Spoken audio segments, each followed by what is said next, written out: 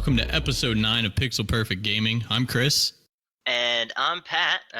As you can probably tell by the sound of my voice, I got a little bit of a cold going on here. So if there's any weird sounding edits or you hear me cough or sniffle a lot, I apologize. But I don't know. Maybe I'll die, and that'll be great. That'll be great. All right. So moving on to our first thing here, Chris, why don't you take us away here? Yeah, so let's go over our topic list for this episode before we kind of dive into everything. So first, we're going to talk a little bit about our official website launch. We're going to talk briefly, I mean briefly, about Anthem, Final Fantasy XIV. Pat is going to give us some tips on Apex. We're going to talk a little bit about Burnout related to gaming. And then lastly, we're going to wrap up this episode with Pat and I talking about some of our hardest boss encounters that we've gone through over the years. But before we dive into that, we want to give a big shout out to our sponsor for this episode, which is Smokin' Whiskers Hot Sauce. They are all natural, organic ingredient hot sauce. They have no sodium, no sugar in any of their recipes, and each bottle is actually made to order with a focus on flavor. I've been using them exclusively for the past 6 months, and I love their attention to flavor, and I now use their hot sauces on virtually everything that I eat for pretty much every single meal at this point. So you can check out in our episode notes below the special offer, or you can go to smokinwhiskers.com and use promo code PERFECTHEAT. That's PURRFECT and save 20% off your first order. All right, Pat, so let's take us into our first topic here about the website. So the website, this is... Really? You're not going to say anything about the sponsor? You got nothing? The fact that I didn't tell you anything about having a sponsor. I was going to say, you left me out to dry on that one. I was like, should I say something or should I just let this go? I'm going to just let this go. And then you couldn't let me let it go, Chris.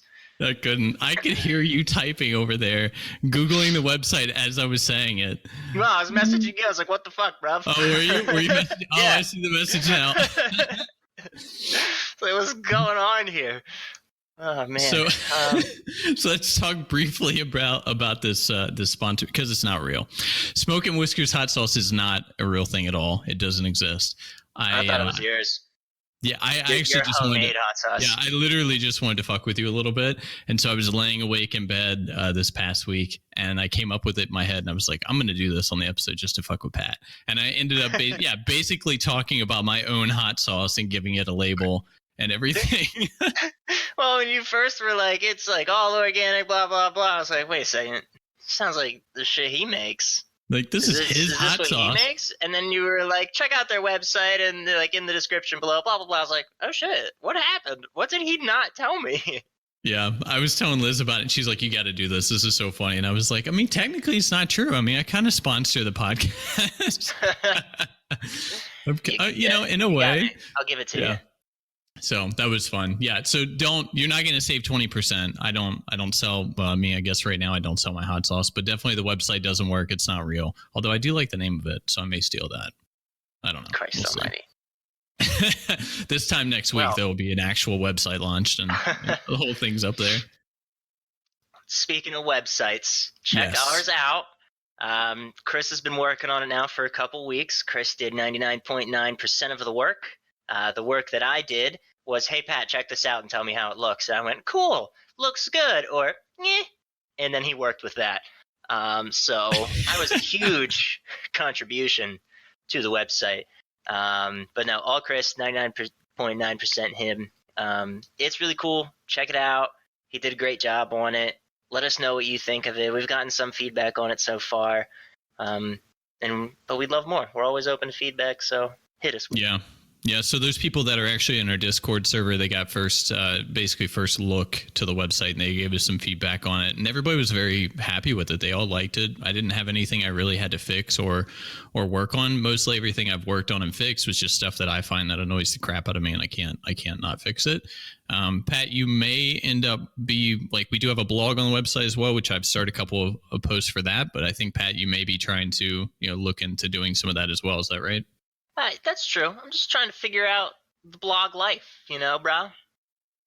Like blog life, okay. Yeah, I don't know how I want to treat it. Do I want to treat it as an online journal? Do I want to treat it as I write about certain topics? What do I want to do with it? I'm trying to figure that out. Yeah, and I specifically made it so that when the post comes up, it differentiates. It has the author name, so you'll know whether it came from Pat or whether it came from me. At this time, no one else is going to be blogging on the website. I mean, we're the only two that have access to it anyway. So it'll just be one or the other. But I mean, like we talked about last episode, I think, be organic and authentic. And I think that's what will do well for it if you choose to do it. So what you're telling me is that you destroyed my plan of writing absolutely ridiculous things and saying like, well, that's all for me today, folks. Chris. Yeah, you can't do that. You're not going to throw me under the bus with my own blog. That takes away a lot of my fun. That was as bad as when I made you administrator for the website. And you're like, now I can make changes every day and see when you notice. And I'm like, do I have to monitor the activity log on this every single day? Like, what are you going to do? I was just going to do really small things, like change, there to the wrong there, like THERE to THEIR, just little things like that. And then as soon as you're like, do I have to check the change log? I was like, well, that takes out all the fun. I'm done. Oh my gosh. All right. So yeah, we have the website. Feel free to give it a shout, or not a shout, but a look. We do post all the episode notes on the website. So if you want to see our notes, any links, anything we talk about, not the hot sauce because that's not a real thing, but any links to anything else that's real and videos, so you can find it on the website. So moving on, Anthem came out, although technically it came out like a couple days before because of the whole Origin EA access nonsense. And I'd already heard pretty bad reviews about it before that. But overall, I think the last time I looked, the Metacritic was sitting at around a 61, something like that. It's not doing very well. I mean, it wasn't even doing well whenever they had their little like open free weekends before release for people to get their hands on it and kind of give it a shot. It wasn't doing well. It was getting a lot of negative feedback, but it doesn't. I mean, sure, maybe it was too late, but at the same time, to really fix the problems. Yeah, but at the same time, like, if they're not even going to do the little things, then why do those open weekends like that? It's frustrating because it's another one of those games that got a lot of hype and I think had a lot of potential and looked really cool. And even though the combat looks pretty good, I think it wears off quickly. I think it's kind of like a novelty a little bit. And apparently there's not enough story or life to the game after the combat to really carry it the rest of the way. So it kind of, it's quick burnout, unfortunately. And I don't know, it makes me a little sad, especially coming from BioWare. I don't expect that kind of content from them. Well, I mean, I was a little bummed that it flopped because I was a big Destiny guy and it was supposed to be something to like compete with Destiny. And with Destiny not being so great at the moment, I was like, oh, great. Like, I would love to go play another type of game like that. And now I don't know if I'm gonna. I mean, I like the idea of a loot shooter. I just don't like Destiny. So I was hoping it would be a good way to kind of bring me back into that. But it doesn't do it. So now I guess I'm just holding out for the next Destiny to see if it does the right things. I don't know. Yeah, but you didn't like the first Destiny either, I thought. No, I didn't I didn't play the second one because I did not like the first one. I disliked it so much because I didn't like the content. What would they have to do different to get you to like it without changing Destiny at the core? Well, I don't think it was a core issue. I think it was a content replaying the same map over and over, even early. I think I remember playing and I think it was like the third mission into the game. I was like, I was just on this map like 2 missions ago. What is this? So I think that's really what kind of burned me out very quickly and didn't really appeal to me. That and the whole artificial difficulty of making everything a meat, very tanky just with health bars instead of making it difficult in other ways. I don't really like that. And whatnot. Yeah, I don't like that artificial difficulty hike. I don't like that kind of stuff. I mean, I understand it's challenging to kind of come up with content to make it difficult when you get to a certain point, but I don't like the idea of just giving enemy more health and calling them a harder enemy. I mean, Division did the same thing, and that's why I stopped playing Division, is because of that same thing. They did that in more of the open world stuff for sure, but in like the dungeons and the raids, there were mechanics and things to make things harder, and then the hard mode mechanics to make it even harder. So maybe if you would have gotten to that point, maybe it would have been okay for you, but I can understand the dislike of having to grind through something. Yeah, so maybe it ends up being one of those cases, if I had gotten to the end game, maybe I would have enjoyed it a lot more than what I did. Which kind of brings me to Final Fantasy XIV. That's a good segue. Because that's kind of how I feel about Final Fantasy XIV. Now, So the reason I bring up Final Fantasy 14 is partially because there is a new expansion coming out over the summer. I think it's in July, Shadowbringers. And because of that, if you have Amazon Prime, you therefore have Twitch Prime, which means you have a 30-day free trial for Final Fantasy 14 right now. So if you haven't already taken a look at that and you've been thinking about the game, hop on there, go check that out. I'll put a link in the episode notes for that. And if you hit level 30 in the game, you actually get an extra 15 days. So right now I have 45 days of trial play. Wow. Yeah, I think at 40 or 50, you get another 15. I'm pretty sure I ended up with 60 the last time I did it. So you had played with me a little bit earlier this week, but I mean, there's a level gap, so we didn't really play together. But have you put any more time into it, or what did you think? I have not, and it has nothing to do with the game. It's more so that whenever I play MMOs now, I have to like have an MMO itch, or else it just won't do it for me, even if it's really good. So like it could be a good game. I don't really have anything bad to say about it besides like I just had no idea what the hell was going on. But it's a new MMO and it's really big and established. So of course there's gonna be a lot of things that I don't know what's going on. So like I can't hold that against the game, of course, but I just don't have that itch at the moment. So when I play it, I'm just bored. Yeah, I know exactly what you mean about the itch, and that's the whole reason. I was actually looking at buying another key because I couldn't get into my old one because the account was deactivated. So I've done Final Fantasy 14 probably 4 or 5 times at this point, where I've gotten a 30-day free trial or something like that. I would log in, create a white mage, play it for a week, and then log out and never play it again. And I've never gotten, I think, past like 45 or 50. So I've never gotten to the in-game content. I think it's a game that I would really enjoy the in-game content if I could just get there. But very much like you, I need that itch. That itch is kind of what drives me for a while. But I did join a clan this time around, which is called a free company in Final Fantasy 14, but I joined a clan, so maybe that will kind of carry me a little bit further and I'll be a little bit more on board to kind of hold out and really go for the in-game content. Yeah, I hate leveling in anything. So if I could just boost right up to end level and then have to grind to gear myself up to be able to do endgame content, I'd be fine with that. I can enjoy a grind for gear to get myself to a point to be able to do endgame content, but I just can't get behind the leveling. It just bothers me anymore. With Final Fantasy 14, they do have a double experience, so it's pretty easy. I mean, from my understanding, you can get to 60 just doing the main story quest, but it's very easy to level. I mean, I think I'm like 35, and I'm only on main story quest like 25 or something, so I'm very far behind on the story quest because I did so many stupid side missions, which is very typical of me.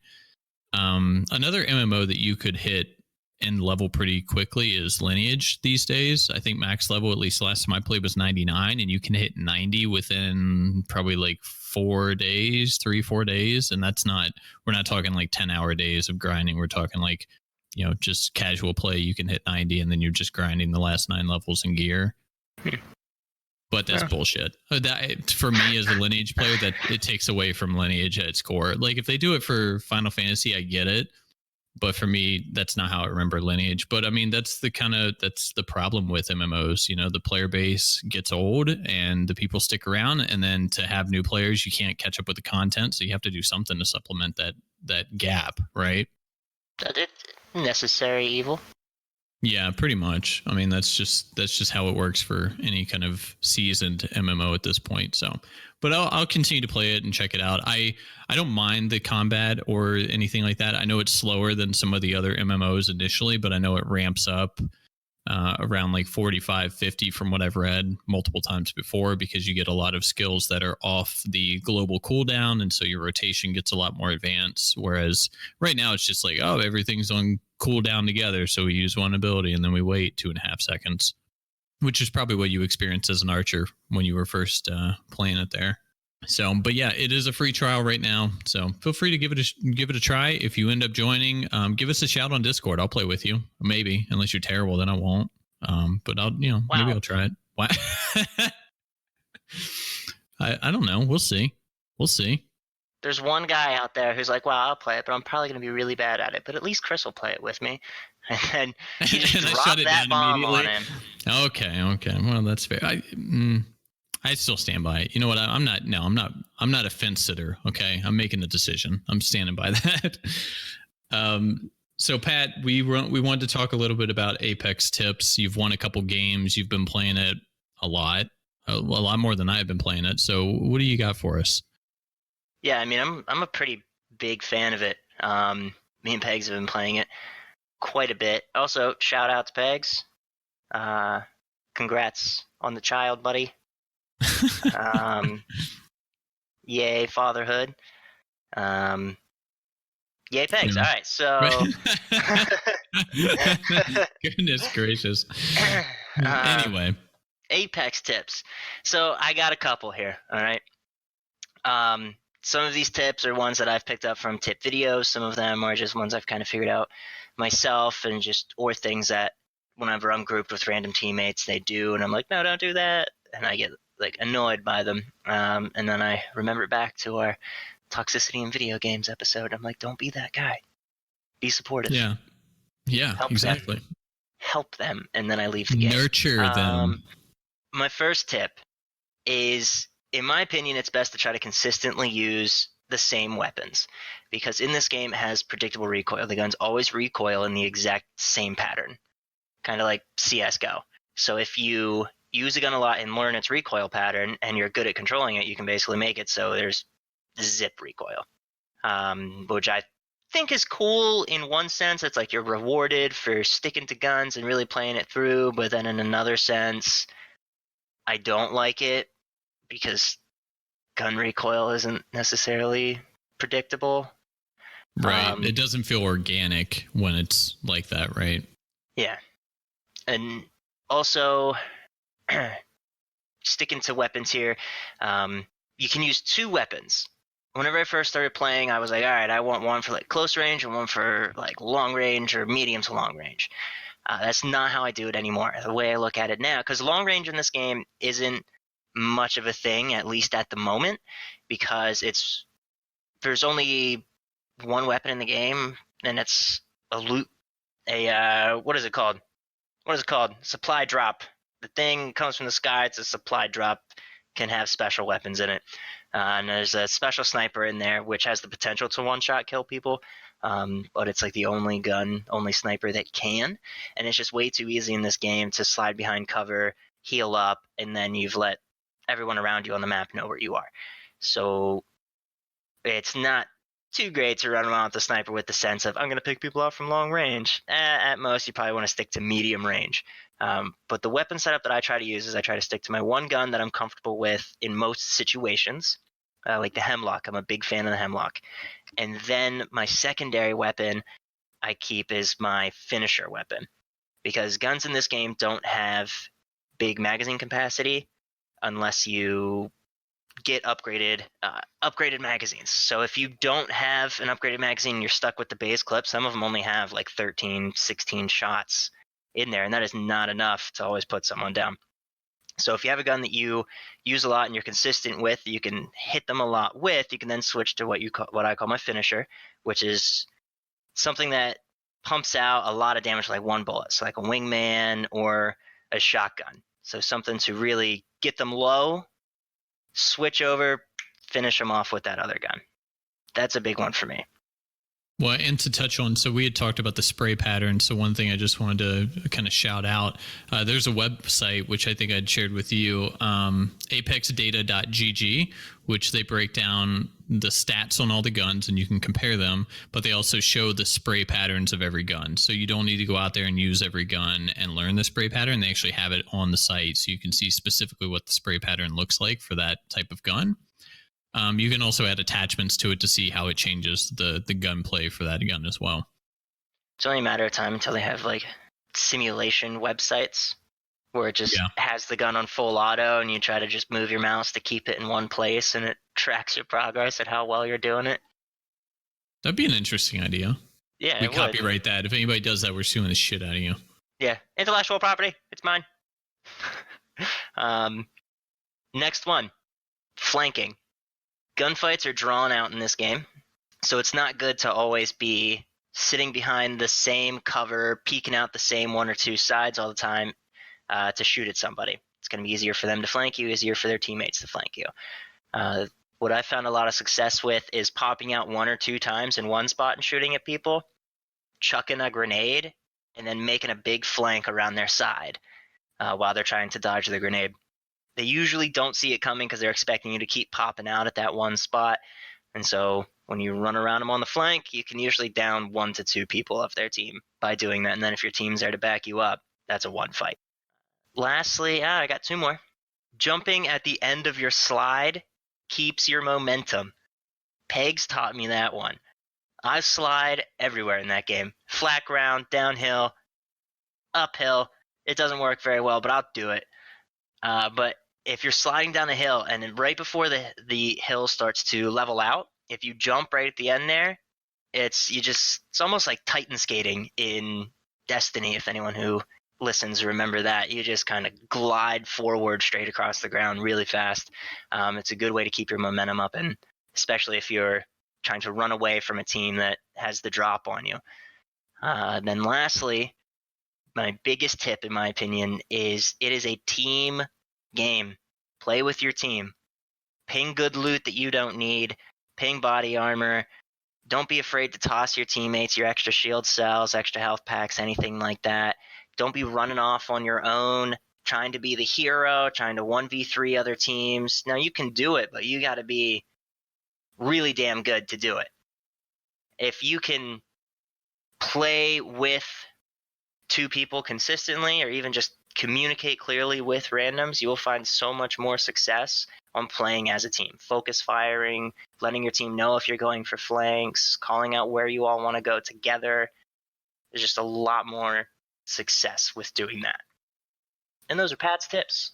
Yeah, I think it's a good list. And I would say the one thing that really helped me was I don't play a lot of first-person shooters anymore, except for these battle royale type games. And so the one thing that I think is kind of important to learn is just the gunplay, because you could spend the whole game hiding and getting away from fights, but then at the very end you basically have to be in gunplay. So if you're not comfortable with the gunplay, then you basically need to force yourself to be comfortable, which by that I mean literally just dropping in hot zones and intentionally putting yourselves in situations where you have to fight or you have to get out by killing someone and being in a gunfight, so that you become more comfortable and so that you can kind of control the adrenaline of those fights a little bit better to make better decisions, which I think is a difficult thing to overcome.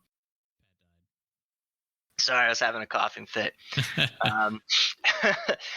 But yeah, Pegs and I have been doing that a lot lately, just dropping in the really contested areas, dropping because it does this thing where it puts a circle on the map saying, like, in this area of this map, there is a higher loot spawn chance. You have a higher chance of picking up guns with extra attachments on them. So a lot of people usually go there, especially if they're right on the flight path.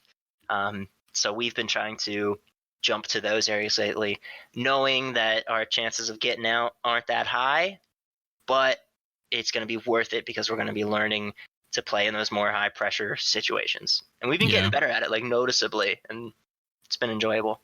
Yeah, I think that's what made me better at PUBG when I used to play that more frequently, is dropping in those high contention areas. And the goal for me was not, okay, every time moving forward I'm dropping in these high contention areas. It's more, like you said, learning the gunplay, learning how to handle those high stress situations. And then I kind of go back to my old play style where I pick up guns a little bit outside of town and then kind of move my way in slowly. But now when I get into the 1 or 2 gunfights that I may see that entire round, I have more control over myself. I have more control over what I'm doing, and I can think a little bit more clearly about the kind of decisions I'm going to make.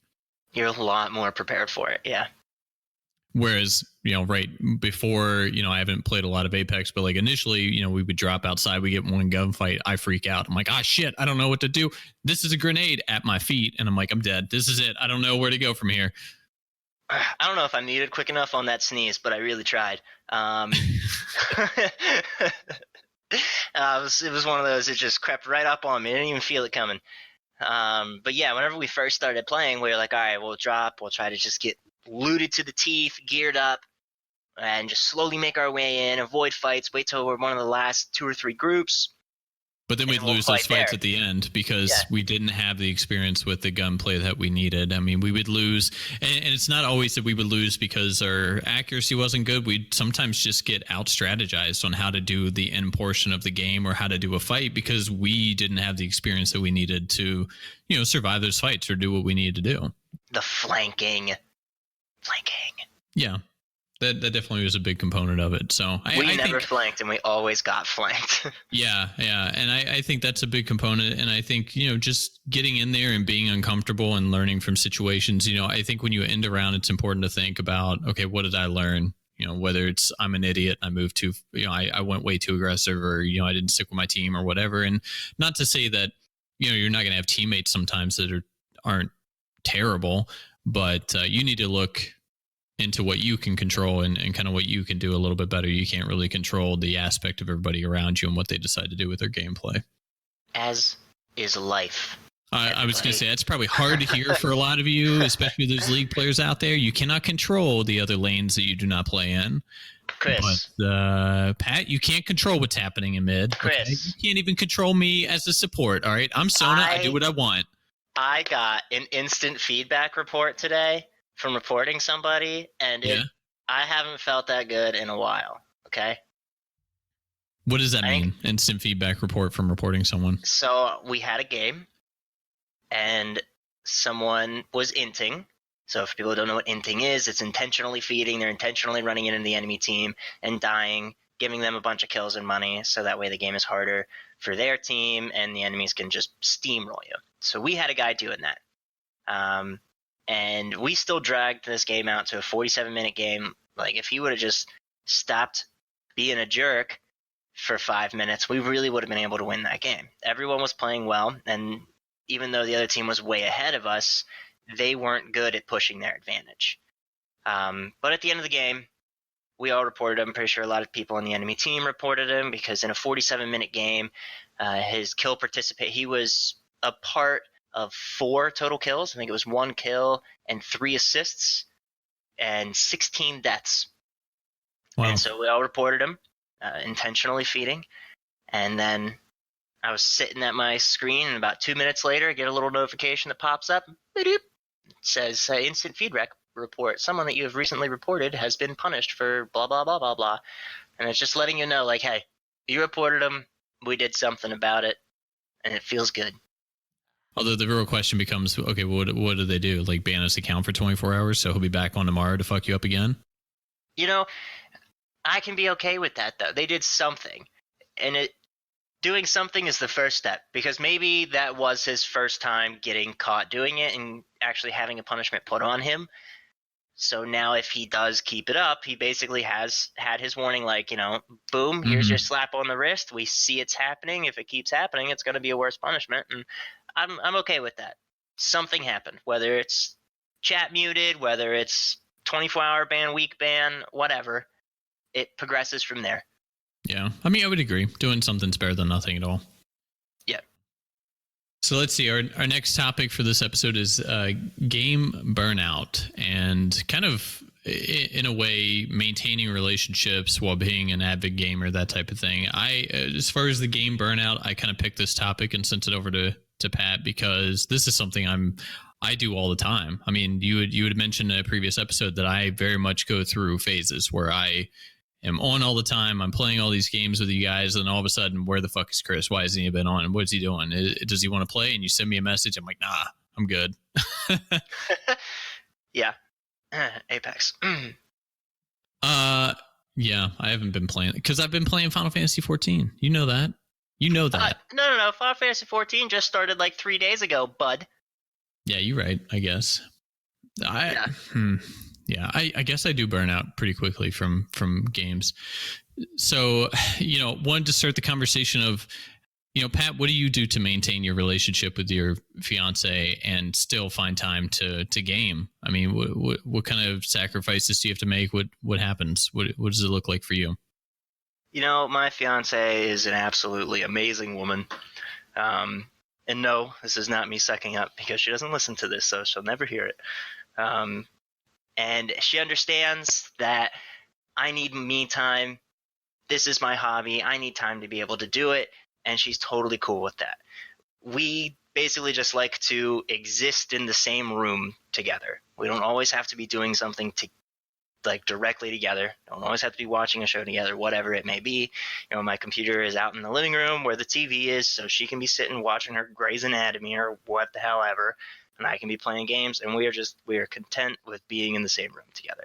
Now, we have moments where it's like, hey, or she'll say, hey, you've been playing your games a lot, like, do you mind spending a little time with me? And I was just like, yeah, sure, of course, definitely. Let me finish this one up, or I just, I won't start another one. Let's do something together. It's more about if they're cool with letting, not making a fuss about you doing these things, that whenever they do say that they need attention or that they, need some you time, that you got to just give it to them. Don't fight it. I would agree with that. And I would say, I don't want to speak for you, but I would say you're a pretty introverted guy. I'm a very introverted guy. I think I might be more introverted than you are, really. And I agree with you. I think gaming for me, or just having my time to do what I want on my computer, is very much me time, away from the stresses of life and the stresses from, people and interaction. And, when you spend all day talking to other people, you kind of get exhausted, and you just kind of need a little bit of time to recharge your own battery before you can really, deliver the, what's the word I want here? The love and compassion that you want to give to your significant other, I think is where I want to go with that. So I agree with that. It's difficult to find. Not everybody sees it that way, as, hey, I want to play a game because it's my time to be by myself and kind of unravel my day and enjoy my day and things like that. So yeah, I would agree. I think you've got yourself a good fiance there. She definitely also really understands the fact of, I don't really have friends up here where we live. All of my friends are in different states. How do I keep in touch with my friends? We play games together. So while she can drive down the road and go to her friend's place, I can't. So me playing games online is me hanging out with my friends. Yeah, and it's very much the same situation with Nathaniel moving all over the place. Peg's obviously having a baby. Philip, I don't know what he's doing. And then Matt and Hannah, it's hit or miss. Some weeks we hang out, some weeks we don't. But everybody has their own thing. Actually, Liz and I were having a conversation about how difficult it is to maintain adult friendships and like adult relationships. It's so much more complicated than it used to be, because everyone's got their own things going on, with life and family and work, and everyone's kind of balancing their own stuff, and it complicates the ability to maintain friendships with, various people. And I'm like, it sucks. I don't like it, but it sucks. Yeah, it's rough. That is for sure. But at the same time, that's just part of growing up. That sounds like bullshit. I don't like that. Yeah, but am I wrong? So do you get burnt out on games? What do you take breaks from specific games? Because I feel like you play games significantly more than I do, because I burn out pretty quickly on games for the most part. You burn out surprisingly quickly. Why surprisingly? Do you feel like I would... I'm not trying, I'm not putting you on blast here or anything like that. Like, I'm not trying to shit talk you, but out of everyone that I know, you probably burn out the quickest on games. Because you can play a game for like 3 days and be like, I can never touch it again. That's fine. That's accurate, honestly. I'm not going to argue with you on that, because it's 100% accurate. Yeah. I can't tell you how many times I've left League to come back to League, to leave League within the same week of downloading and updating it.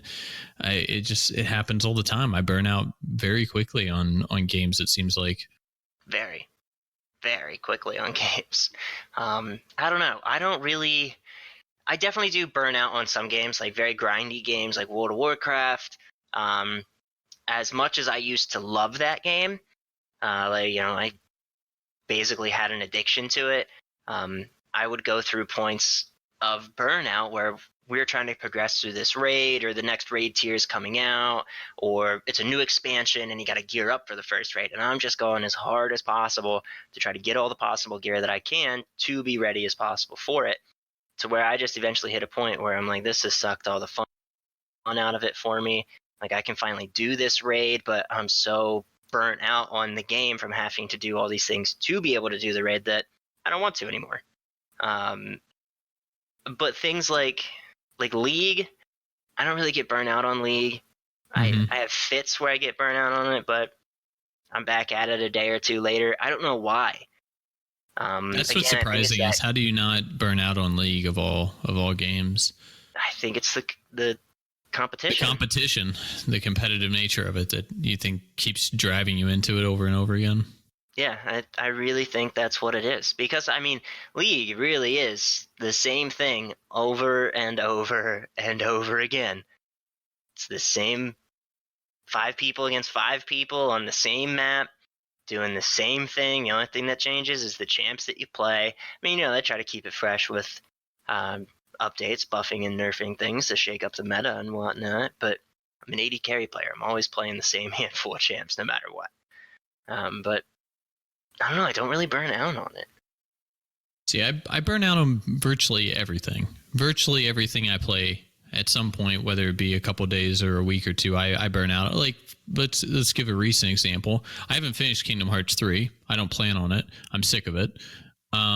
Resident Evil 2 came out. I got about halfway through. I haven't touched it since. Don't plan on it. I'm sick of it. I mean, this is kind of typical for me. I just kind of get into stuff. I enjoy it, and then something happens, like something clicks, and I don't know. I'm just I'm done, and I move on.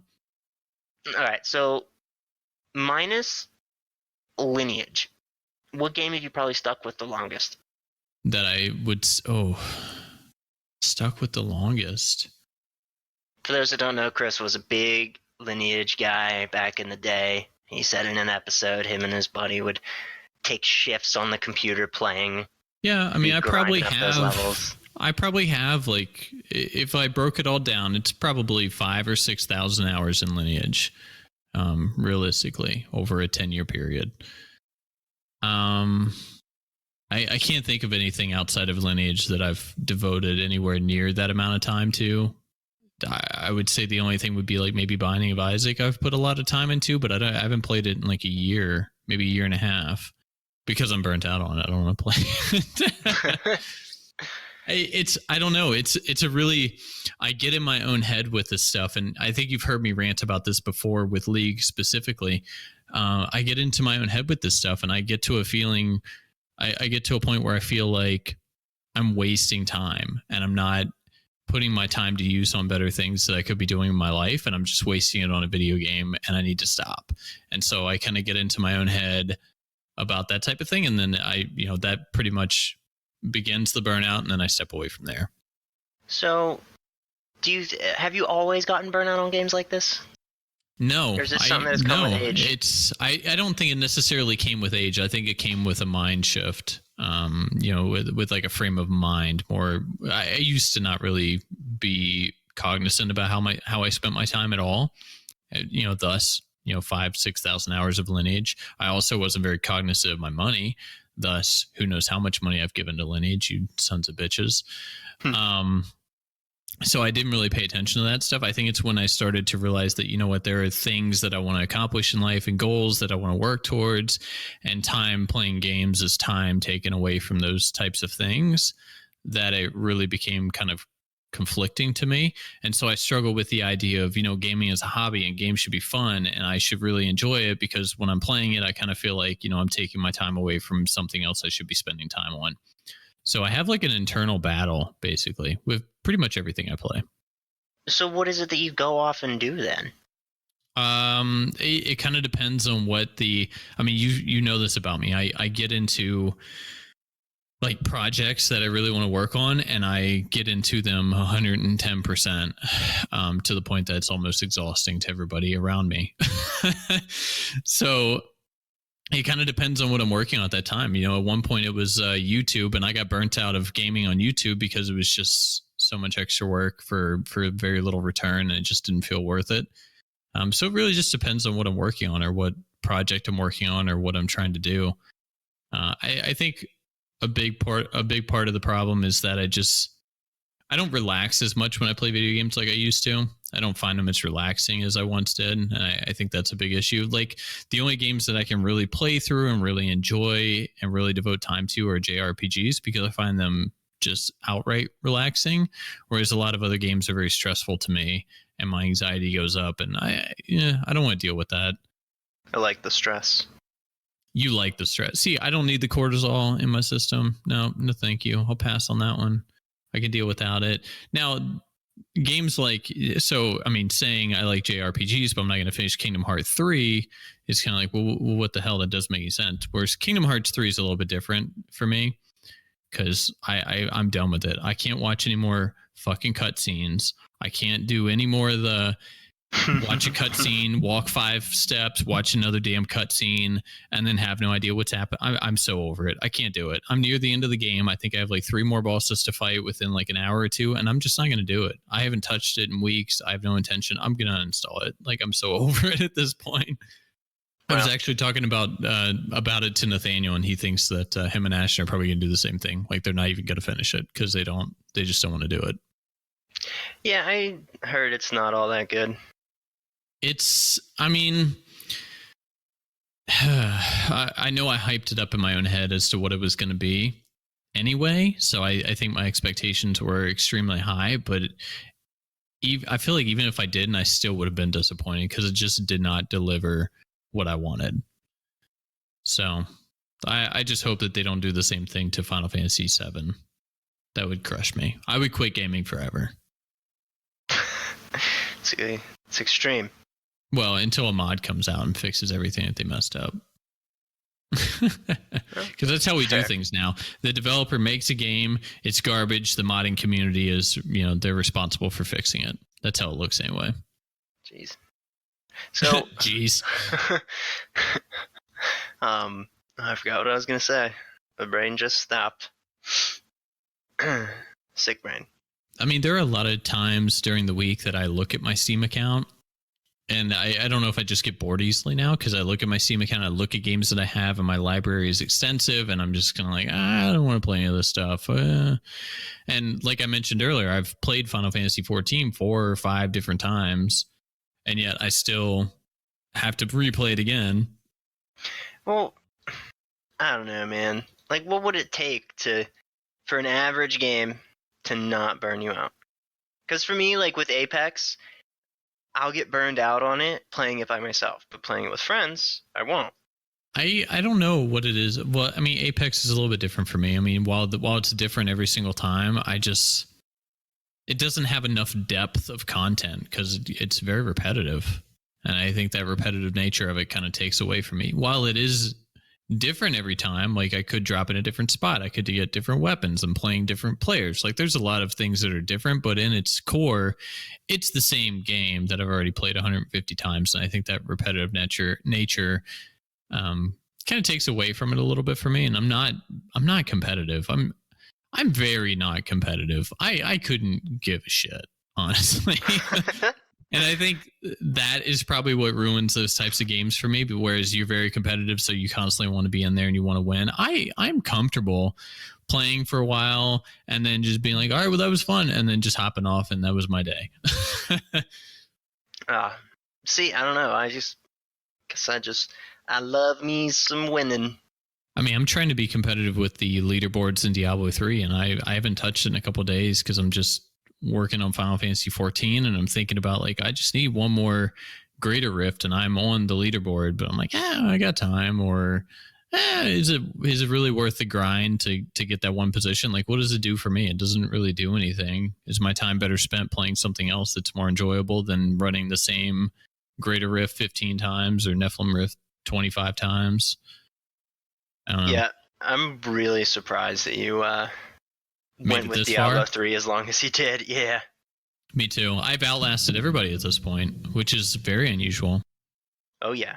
Especially when you look at last season where I think I was like level 15 and I was like, all right, guys, I'm logging off, and I never logged back in.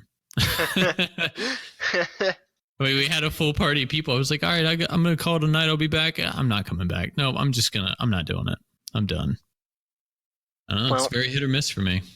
Maybe one day we'll find a game that we can play for a while. For a while. Yeah, Final Fantasy 14, I think, is what it might be. That both of us can play for a while. Although the issue with Final Fantasy 14 is the $15 a month that it costs, or $12 a month, or whatever it is. after you finish the trial. Like, that's a big barrier for me. I don't have an issue with that as long as I'm enjoying the game. Like WoW, I paid that for how long? Long time. And I got no issue with it. I only have issues with it because I budget my money pretty tightly, and I just kind of, I don't know. It's just, I feel like it takes away from something else I could be spending the money on, or another area the money could be doing something. So I just don't like it, honestly, is really what it comes down to. I just don't like it. I understand that there's a reason for it to be a fee, and I think it improves the game to have a fee. But for me, at least at this stage of my life, like the monthly fee is just, it's a barrier for me to get over. Well, hey, I can dream. You can dream. All right, so let's move on to our last topic, which was hardest bosses that we have experienced throughout our gaming years. So, Pat, why don't you start us off on this one? All right, my first one. Which one do I want to start with? Oh, so many good choices, I bet. I have quite a few. I told you before we started, I got quite a few. I'm going to start with the Lich King. The Lich King, he was the last boss of the Wrath of the Lich King expansion for World of Warcraft. He is like, in my opinion, he's like the big bad of WoW. Other people will say that it's like Illidan. That he was like the best one, although New Legion ruined him for some people, yada yada. But the Lich King, his encounter, whoa, I almost just fell out of my chair. Did that thing, where you lean back a little too far and you think the lock is going to catch you, and then you keep going, and your heart stops. Oh, anyways. His encounter was difficult, a lot of different mechanics he had to keep hold of. He had this one thing called Defile, where it was like basically a big black circle on the ground, did a lot of damage, and whenever people were inside of it, it grew bigger. And so if people didn't move out of it quick enough, it could take over the entire platform. And he would drop multiple of these throughout the encounter. So if people weren't paying attention and standing in shit, and I was a healer at the time, so if you were standing in something, I knew it. I knew you were standing in it. But it would just get to the point where it was so large that there was nowhere for you to stand. And then you couldn't complete the encounter because there was just too much AoE damage going on for healers to take care of. And it isn't like, oh, get better healers. It's now like you just can't. You can't do it. You can't pump out enough numbers. Another mechanic where I'm going to cough. And he's dead. Whew. All right, that was a doozy. All right. So he had another mechanic where an explosion would set off, and it was either tied to someone or it was tied to a ghoul that he would summon, and that person/ghoul had to be taken away from the group. Everyone had to stack up in one point, and you had to take that ghoul away from it, or else it would just blow people off the edge. Because you were like on top of a tower, you could run and jump off the edge and die. People would do it for fun during the encounter, which was really annoying. But it was just a lot of different game-ending mechanics that if they weren't done properly, it was a wipe, and you had to start all over. And we grinded that boss out for quite a while before we finally got it. They eventually started putting a buff in the game where like all damage done is increased by 5%, your health is increased by 5%, healing is increased by 5%, and like every 2 weeks or something, they would increase it by another 5%. I think we needed at least 2 rounds of that buff before we finally got it. But that's one for me, the Lich King. Those MMO bosses, which I have, I definitely have one on my list too. So from an MMO standpoint, so my first one is Neo. I like the Dark Souls games, but I love the Neo game. I think Neo is way better in my opinion. And so I have 2 bosses from Neo particularly that really gave me a hard time. Hino Inma was the first one, and I hate that boss. I hate her so much. She's the second boss in the game, so you've barely learned how to play the game, basically. You're still struggling with the general mechanics, and then they throw her in there where she's ridiculously fast and she has paralysis. So when you fight her and you're not ready for that, there's a lot of times where you're just paralyzed and you're just staying there waiting for her to kill you because she's going to do it. It was very frustrating. And then on top of that, you have to fight her like 4 more times. It's terrible.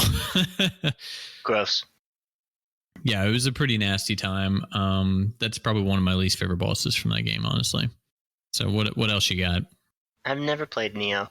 You've never? Well, it's Is on it a Xbox PlayStation too, right? exclusive? Oh, Is it it? might be a PS4. Yeah, it might be a PS4 exclusive actually. Well, it's on PC though. They have it on Steam. Although I don't know how you feel Yeah. about games like Dark Souls and stuff like that. Do you like those kind of games? Never played them. I think I have Dark Souls for the Xbox. There was a week where it was like, this game's free this week, and I downloaded it, but then I never played it.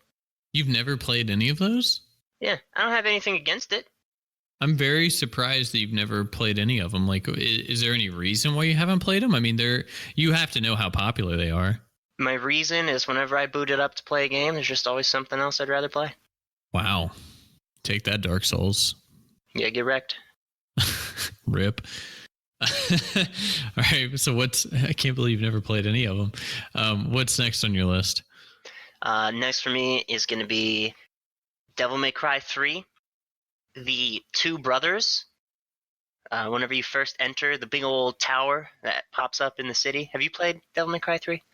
I don't recall. I was just about to look it up to see if I have actually. Okay. So it's one of the very early on boss fights. And it's two different bosses. They're two brothers, and they're like, if I remember correctly, they're like these samurai type deals. And I struggled with that it got to the point where I had to return the game to Blockbuster, and then I had to re-rent it later to go back to it to still try to beat these two brothers. It was just very difficult for me. I don't know why I struggled so hard, but I did, and it haunts me to this day. Have you found it? Do you see? I'm Does it trying to ring find a any bells? video of the fight. I'm getting just all cinematic stuff. I feel like I have played Devil May Cry 3. I see Virgil in this one. Yeah, it's the one where you play a younger Dante, and basically the goal is, Dad, my brother's here, and he wants to like kill me and take over. I gotta do it first.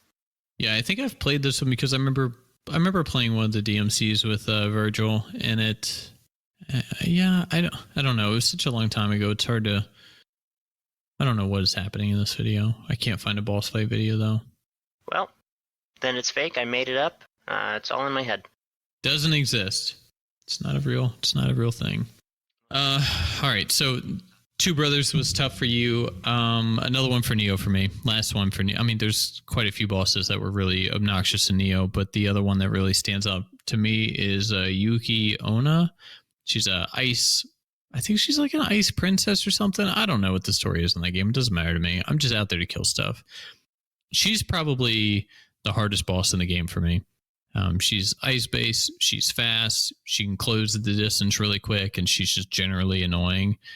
I struggled with her for quite a while before I finally beat her. And then I think the difference between her and Hino for me is Hino I would struggle with regardless of how far into the game I was at. I would still be like, she's going to kill me again. Whereas with her, as soon as I learned her mechanics, it was like, okay, it doesn't really matter. I can beat her with anybody, no matter how far in the game I am, that kind of thing. So she was a little less stressful, but definitely another boss that I don't really enjoy playing.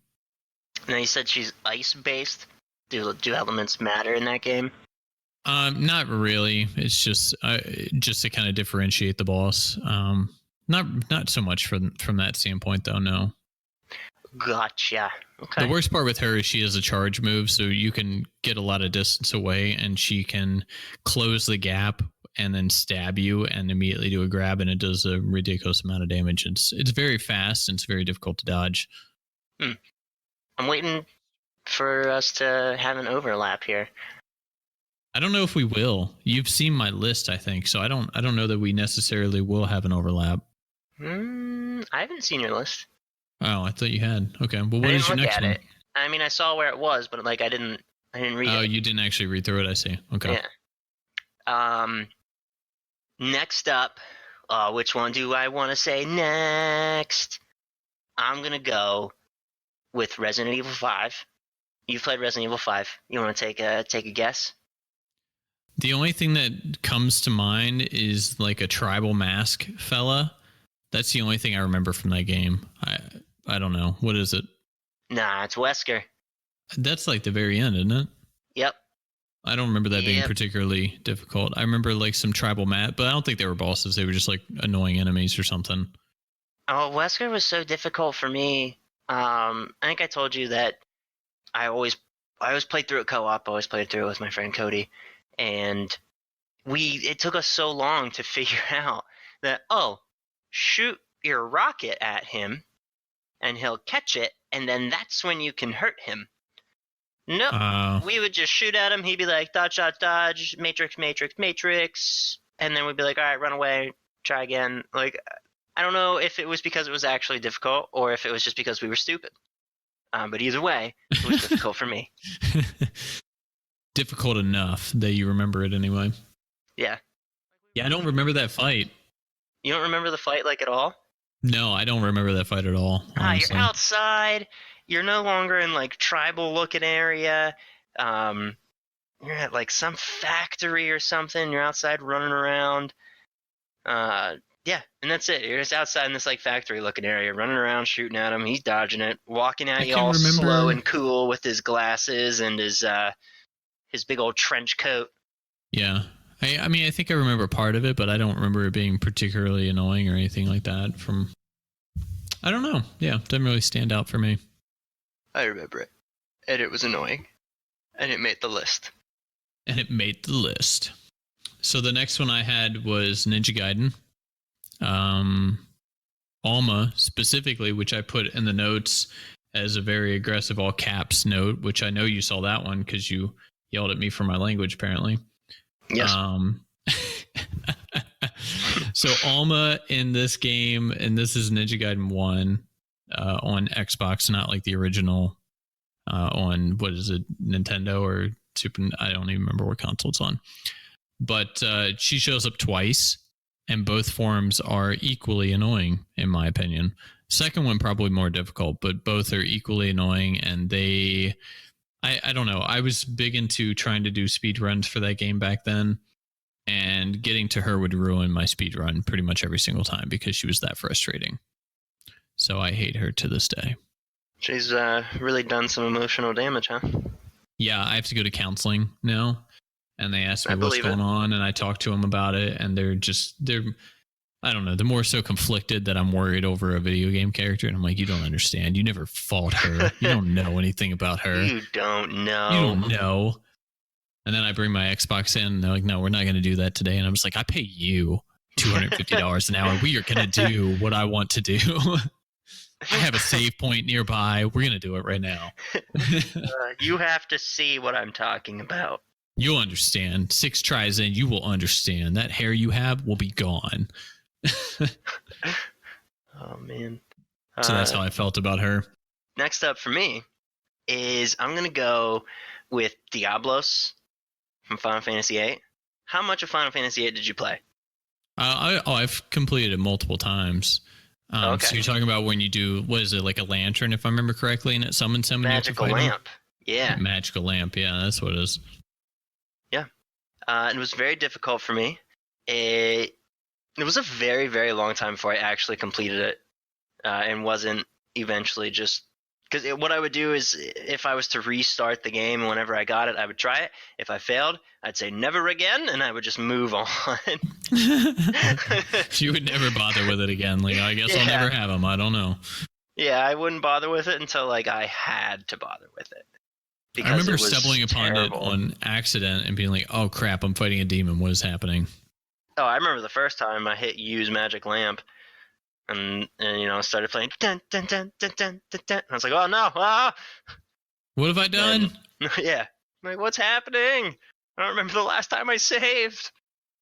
Yeah, exactly.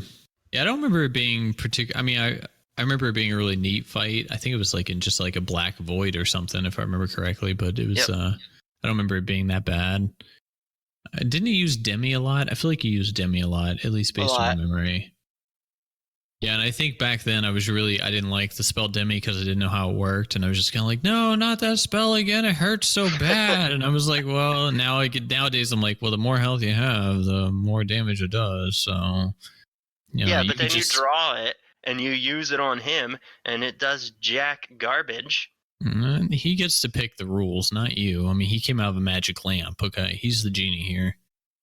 You're right. I won't fight it. I won't. I won't fight that. That's understandable. That's funny. Let's see. So another one that I had, actually, this is the only MMO boss that I had, which was actually from Lineage 2.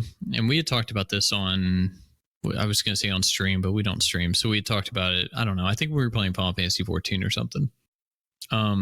Antharis, he's a big old earth dragon in Lineage 2. He came out in 2004. He wasn't beaten on any of the North American servers. I don't know what the Koreans are doing. Okay, they're probably beating him immediately, but we're not talking about them. The North American server, he wasn't beaten until June the 20th, 2006. So almost 2 years it took for a North American server to clear that boss. And then finally, after that server did it, which was the Gustin server, all the other servers kind of band together and did the same thing. And I remember us doing it on Hindemith, and it took, like 200 plus people to do it. And it was like an hour and 50 minutes or something of a boss fight. And it was just a bitch. I remember being on TeamSpeak for that long and just being exhausted. Like, you gotta be kidding me. Are we ever going to finish this? I'm sick and tired of dancing over here. So I hate the sound of that. Yeah, it was pretty bad. And then, of course, after you beat Antharis and all the servers finally did it, then on one of the next expansions, NCSoft was like, you know what? You can beat that one. What about this Fire Dragon? And we're like, crap, here it is again. We got to do it all over again. So, but I don't think he took as long as Antharis did. It was a really big deal when he finally got beaten, and the fact that it took 2 years. So when he got beaten, was it just finally figured out, or was it like a patch? I think everyone knew the set. No, it wasn't necessarily a patch, because back then, 2004, 2005, like, patches were not as frequent as they are now.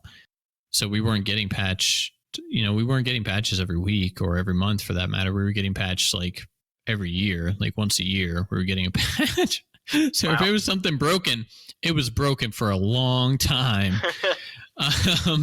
So I think it was more of just people kind of figured it out, and it just, okay, this is the setup we need. We understand it now. We can actually take advantage of it. I mean, to give you an idea of how bad the patches were for this game at the time. So when Joe and I first started playing this game, I mean, we were in high school, but we were working. And a lot of our money was going towards this game. We were paying $15 a month to play it.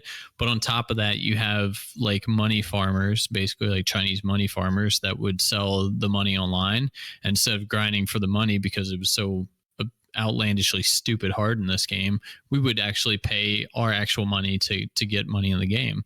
And so we probably put up like, a couple $100 a month or something like that. You bought gold? Yeah, dead serious. We bought gold all the time. And we did that for probably like a year and a half, 2 years or something like that. And then they came out with an expansion. I think it was Chronicles 3 that moved the level from 60. Yeah, I think from 60 to 75. And it introduced a new tier of gear called A-grade gear. The problem was they introduced this gear called Majestic gear. And the helmet, like the little thumbnail for the helmet, looked exactly the same as a bone helmet that you could buy in the store in the beginner town. It looked exactly the same. You wouldn't know the difference unless you scrolled over top of it and physically read what it was. And Joe and I saw that immediately. And so we would go to the low tier towns, spend 100 gold basically. Oh, you monster. Yeah, we would spend 100 gold, buy thousands of them, set up shop, sell them from 100 gold to 45 to 50 million a piece as Majestic helms, and we would scam the shit out of people. That's literally all we did. We had multiple accounts at that point that we were literally scamming people, and people would drop money around us to try and tell people that we were scamming, and we would just log out and get into another character and do it again. And they would drop money around you? Yep, they would put money around us to tell people that we were scamming them. And I mean, we were young kids, so we didn't give a shit. Didn't bother us at all. And then why couldn't you just take that money and bounce? I mean, it's like one Adina. It's like one gold. It's nothing. So we went from having like, 50 million, which at the time was not much at all. And, we were geared up and everything, but we had spent a lot of real life money doing it, to all of a sudden having the max on our character, which was 2.4 billion. And then another like 70 billion in the warehouse. I mean, we were so fucking decked out from scamming people. And we had probably, I think it was like 25 to 30 billion across each character that we had that we were scamming, because it lasted for, I think it was about 6 months before they finally fixed it, before they finally changed the image. And we just ran train on everybody. Wow. It was amazing. Yeah, it was, I mean, looking back on it, it's kind of fucked up. Like I feel kind of bad that there are people that put a lot of hard work into it. And, there were a lot of people probably put actual money on the line to buy that gear, only to find out that, they're not getting their set bonus because they bought a bone helm from the starting town because, they didn't look at it. And it's no fault of theirs, in my opinion. It's the fault of the development team to not to like have the oversight to be like, oh, it looks exactly like one of the other helmets we made way back when. So yeah, we took them for a ride. And then eventually Joe and I sold our accounts on eBay. So that's how we sold did your it. accounts on eBay. I tried to sell my WoW account. It's Joe sold his account on eBay. I don't know how much he sold his for. I sold my Blade Dancer for, I think it was about $3,800 on eBay. And then I, a couple years later started a new character, and I would see that character still running around. Like, oh, there it is. There's my old Blade Dancer right there from the guy that paid me way too much money for that online avatar they got there. Man. Yeah, I tried to sell my WoW account at one point. I had some good achievements and things on it that were hard to achieve or that you couldn't get anymore and whatnot. Mm-hmm. So, I had some accolades on it that were worth money to some people. But see, the money for the lineage is we didn't have achievements or anything. So the money for lineage was, okay, what's your gear look like how enchanted is your gear, and how much money do you have? And so when it was like, the account probably would have sold for like sub $500 initially because it was max level and had good gear and stuff like that on it. But when you factor in the amount of money we had, because now all of a sudden you could have 99 billion Adina on a character at a time. And by the time I sold it, I had 99 billion Adina on a character, which was the max money you could have. And then I had, I think it was like another 460 billion Adina sitting in the warehouse. So there was nothing that we couldn't afford to do within the game. So that's what rose the price of it, and started like a bidding war where everyone's like, I will be the wealthiest in the land. And it's like, yeah, I mean, you will, because we scam people so hard on different characters that no one knew it was my character. Like, it was a popular character, but no one knew that I was scamming the shit out of people on alternate characters, for like 6 months. So that's just how it goes, I guess. You just never know who you've got. Well, when I sold mine, That's what happened with Ted Bundy. Okay, I've seen the documentaries on Netflix. That's the same thing that happened with Ted Bundy. Wow. Oh my gosh. Don't get me started on this Ted Bundy stuff. All right. I had sold my account for $700. Had the money, and then they tried to like charge back it. So they eventually actually did get their money back, but I got my account back anyways. So. Oh, you got your account back. Well, that's good at least. Yeah, I don't really think chargebacks were a big thing back then. I mean, we're talking like 2008 maybe, like that. I don't know. That stuff wasn't really that big of a deal back then. I was never worried about that kind of thing. So I think overall, I probably either broke even or probably lost money on that account overall at $3,800.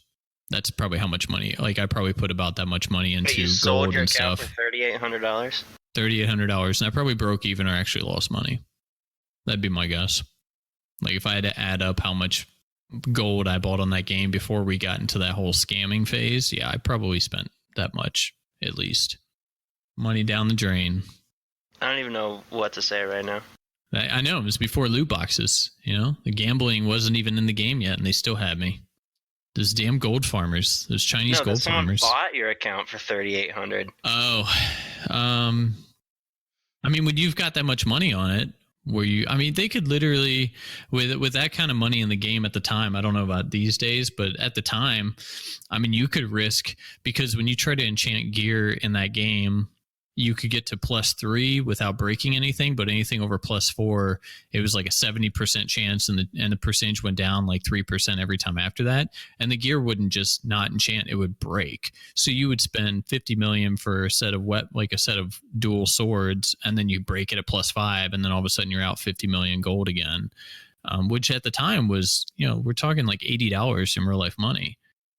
That you're spending to buy that gold to get these duels that you just broke because you felt like you could push it from +4 to +5 or something like that. So I think at the time I had +16 duels, which I wasn't going to push it any further because I didn't want to deal with it. But they could afford with the money that we had to just break them all the time. You just break them and rebuy them and just break them again, just over and over and over and over again, and it'd probably still last you a year or two just nonstop doing that. Wow. It was nuts. So I mean, we had to scam people to do it, but we did it. You're a monster. Yeah, I mean, kind of. Well, no. Okay, wait. I was a monster. Okay, that was me as a teenager. Okay, I'm different now. I don't scam people anymore that I'm aware of. We'll see. Oh, come on. We'll see whenever you start leveling up in Final Fantasy XIV. No, I did. I had some character flaws. Okay, as a teenager, I had some character flaws. I'll admit to that. There were some bad decisions out there. I was a perfect teenager, so I don't doubt that at all. I think if we would have shown you the helmet thing, you would have been like, "I'm on board. I'll create a whole nother account. 7 characters. Here we go. Let's do it." I'll sell those helmets too. Let's be honest here. Definitely. Yeah. I mean, as a teenager, it's just kind of like, I don't think I don't know. It's hard to think outside the scope of your own existence at that point. So you don't really recognize the impact you have on other people. So it's what it is. The guilt would have probably killed me, to be honest. I scammed the dude out of his rune battle axe when I was younger in RuneScape. And I remember I felt guilty for like 2 days. 2 days? So what, you had a little bit more to eat for 2 days than you normally would, and then you were fine? You bounced back? Nah, I don't eat my feelings. You ate a little bit more chocolate than you needed to? Nah, I was just like, bummer. Oh, I'm bummed. I'm real bummed. Darn. Can't believe I did that. Why did I do that? I'm such a jerk. But it's I don't think you ever played RuneScape, so it's so insignificant. It's so low on the totem pole for like money and stuff. Even back whenever I did it, at most it was like 30K, and top end stuff is worth hundreds of millions. Wow. Even billions. So it's like, it's garbage. Bottom of the food. So you were scamming for little stuff. I was scamming people out of the newest, greatest gear that they could get without having to craft it on their own. Yeah. Yep, 100%. So you could spend 30 hours and craft this helmet, or you could just buy my bone helmet for $45 million and then, be disappointed. Yeah. Or you can live this lie. Yeah, I'll log out of this account. You go buy more money online from a farmer, and then you come back to my other account and buy it again. And then, 6 times in, you're going to find out you should not be buying these helmets. Because we have the market flooded with fake helmets. That's ridiculous. Messed up. Yeah, that was our prime. That was peaked. Basically, we were able to afford. Well, I mean, it kind of carried on from there. So we were in a situation where, okay, now I had a clan, and Joe was like a co-clan leader with me, and we had so much money between the two of us that we could afford to gear everybody in our clan with all the top stuff at all times. So nobody had to grind for anything. We'd literally be like, we trust you, and you're in the clan, and you hit max level, we'll buy you all the gear. So we basically told people, like, hit max level, we'll buy you everything you need. We'll max you out. You'll be good to go. And then we ended up having an alliance, and then there were castles that were up for siege, and then Joe and I quit when our alliance and our second alliance owned every castle in the game, and people didn't come to sieges anymore because they couldn't contend with us. And so we didn't even bother logging in anymore. So it was the definition of the rich get richer type of scenario. How often did people join you, and then you'd gear them up and they'd be like, thanks, later, nerds, and just bounce? You would think that would be pretty frequently, right? But there's probably a handful of times that I actually saw people that would join, take our gear, and then leave. And I think part of that was because we were very much a kill on site type of group, because we could afford to. So if you killed on site people that were not aggressive, then you would turn red. And if you died as a red player, you would potentially drop gear, and that gear would be gone for you. But we could afford to replace the gear, so we had no fear of going out and killing people. So if we wanted to farm a specific area and there were people in our area, we would tell them to leave, and they don't, we'll kill them right there. We don't care. They bring the whole clan, we'll bring the whole alliance. Like, we had no fear of any of that at all. So typically if someone would join our clan, we gear them up, they would leave, we would blacklist them, which meant for weeks we would find them. Like, literally, if they're in a dungeon and someone's like, oh, such and such is here, a whole alliance would show up and we would murder them. And then we'd follow them around for weeks and kill them every single place they were at. We would not stop. So you were tyrants and griefers. Relentless. Yes, we were awful. Wow. I'm glad I didn't know Teenage Chris.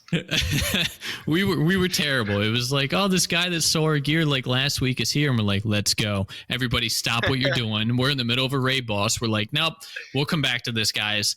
Let's all go get him. His clan would show up. We'd be in a clan battle. And then we'd black flag a whole clan. And then every time we saw that clan, we would just murder them all. And then people would stop dropping. Like, they would start leaving the clan because they're tired of getting murdered while they're trying to level.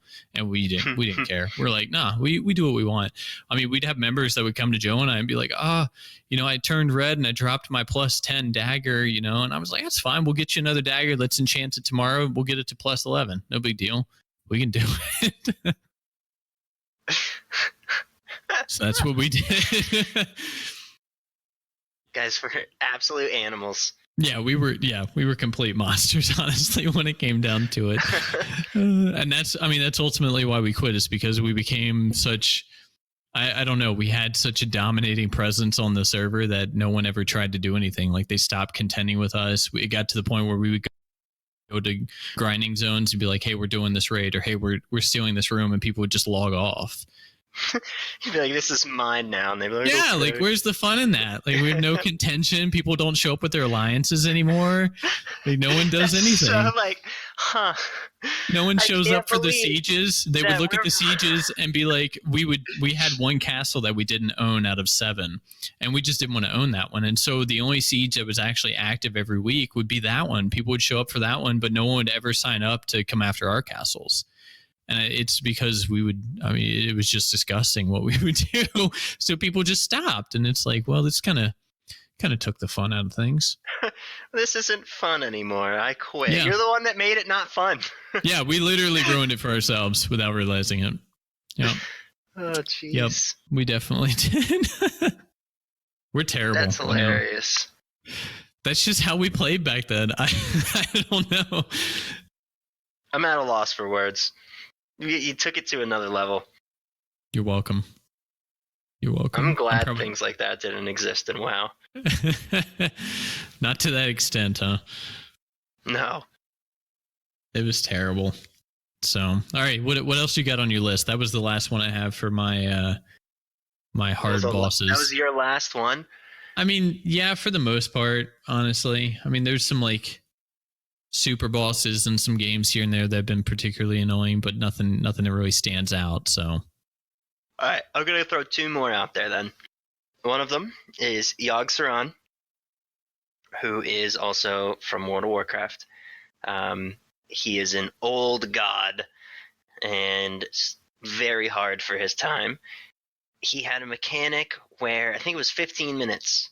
If the encounter reached 15 minutes, he casted a thing and it killed everybody.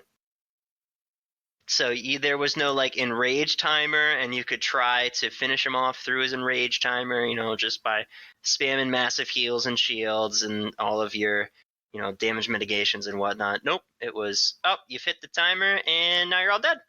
GG, try again. On top of all of his other hard mechanics, like the tentacles that would come up and just kill you, getting sucked into different places. It was a rough one. Now, the one that upset me when we were looking through this list is Cthulhu, because you said you didn't play WoW when Cthulhu came out. Yeah, that was in the vanilla days. that bums me out because I remember seeing so many good YouTube videos about people talking about Cthulhu and how they had to nerf him basically to actually beat him for the first time because he was too much for people to handle. Yeah, developers had to look at it and go, huh, maybe that's broken. Even the article says he was considered unbeatable in his first inception, and after certain fixes, he became considerably more controllable. Well, I think he was beaten the day that he was nerfed. Yeah, it says that within a matter of hours, he was able to be killed after the nerf. But Which up is a until bit of a then, bummer. he was untouchable.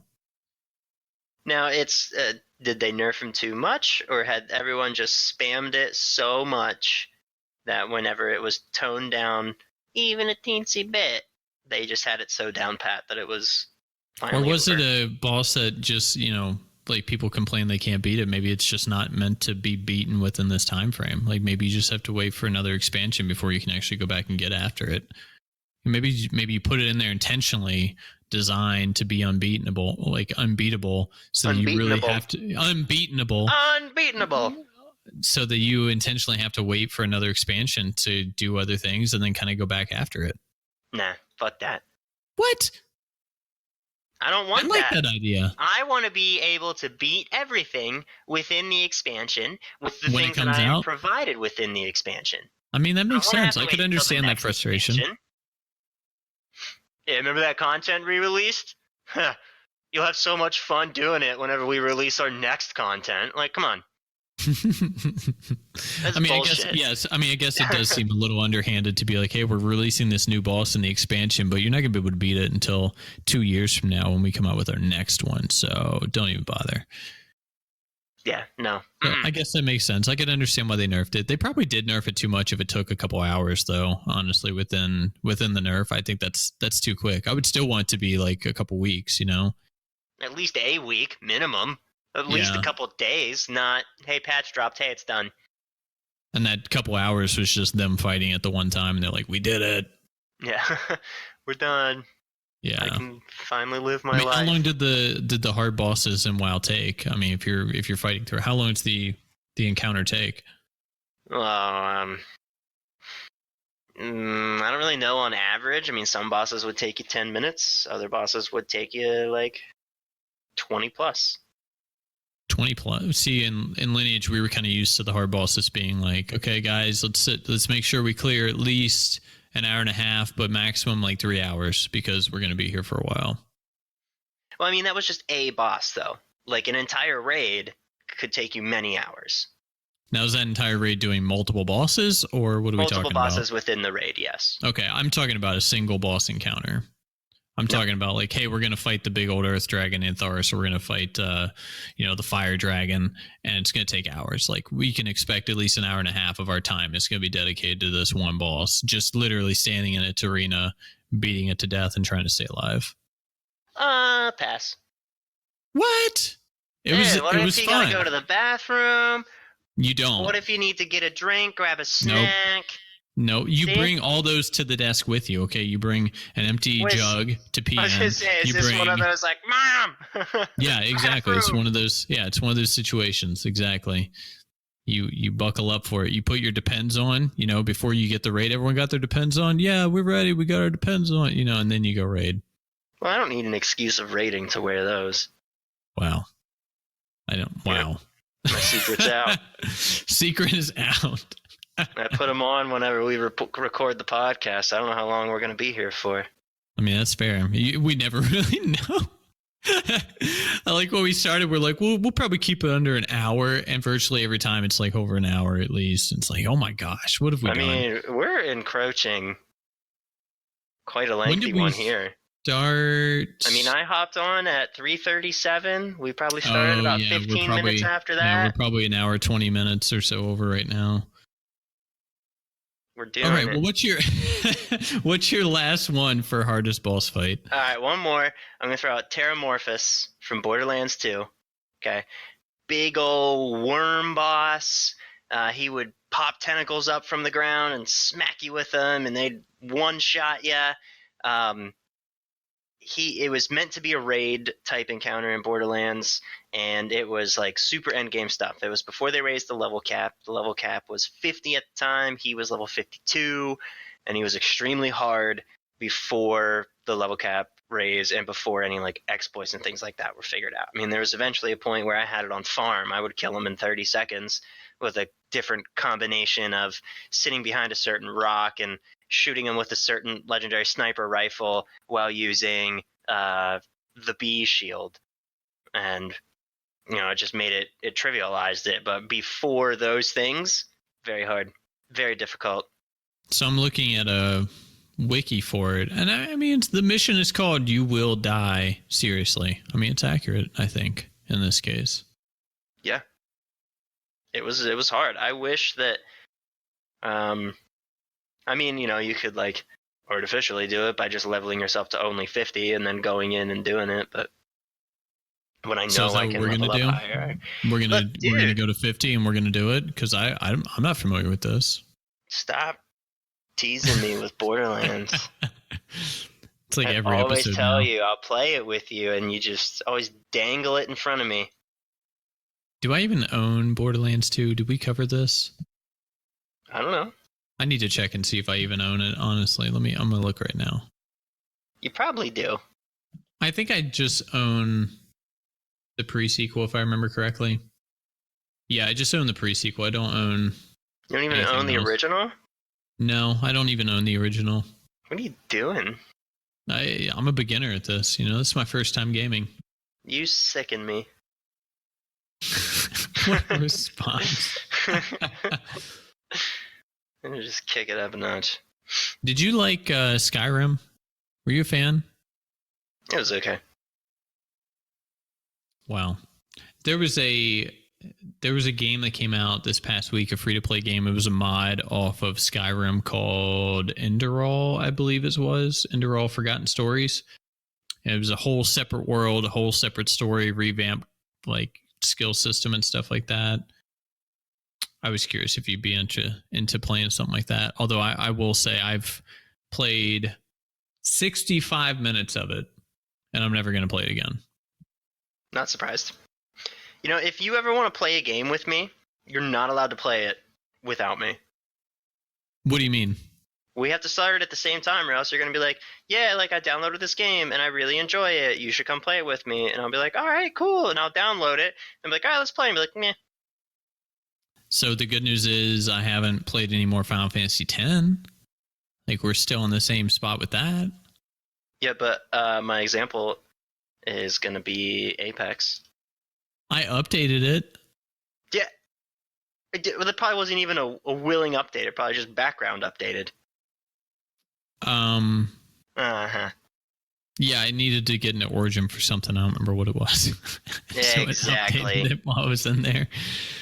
I was trying to log into EA for No, I don't remember what it was, honestly. I don't remember. I will eventually get back to Apex, maybe. So are you going to be playing Apex by yourself for now? Like, what's going to happen with that? I'll swap between it and League. Get mad at one, Yeah. go to the other. Get mad at that one, go back to the other. Okay, that doesn't sound too bad. Because I was thinking, Pegs probably isn't going to be on as much for the next little while there. With his bebs. He's got a bebe now. Yeah, I think that definitely complicates things a little bit for him. So maybe a little bit. Just turn the TV on and go do what you want, right? That's how you They're supposed to be father. adding. I thought they were going to be adding single and duo player to Apex, though, right? Did you hear anything about that? No. I could have not. sworn that I read an article that they were planning to add single player and duos. I do not want that. Yeah, I'm fine with the way it is, honestly. Like, it's meant to be a team game. Mm-hmm. I feel like they'd have to change other things around to at least make solos work. I mean, duos could work, but I don't know. It's just get one more person or just play with a random dude. Yeah. Which I say, but there's times when I'm playing with random people and I'm like, I hate all of you. and they feel it too. Could you probably say that to them? No. Yeah, Chris? you definitely do. You definitely do. You know, I'm getting really sick and tired. Of you acting like you know me. only after a while. All right. So, do you have any other games on your hardest boss list? Nope. That's it. All right, Pat. Well, let's close out this episode. Take us out of this one. All right. Thanks for coming again, everybody. Thanks for coming, new people. Drop into the Discord. Let us know what your hardest boss was, or if, you think that we're a bunch of losers because the bosses that we thought were hard weren't hard for you. Other than that, have a good day. Have a good rest of your week, and we'll see you next week. Love you. Bye.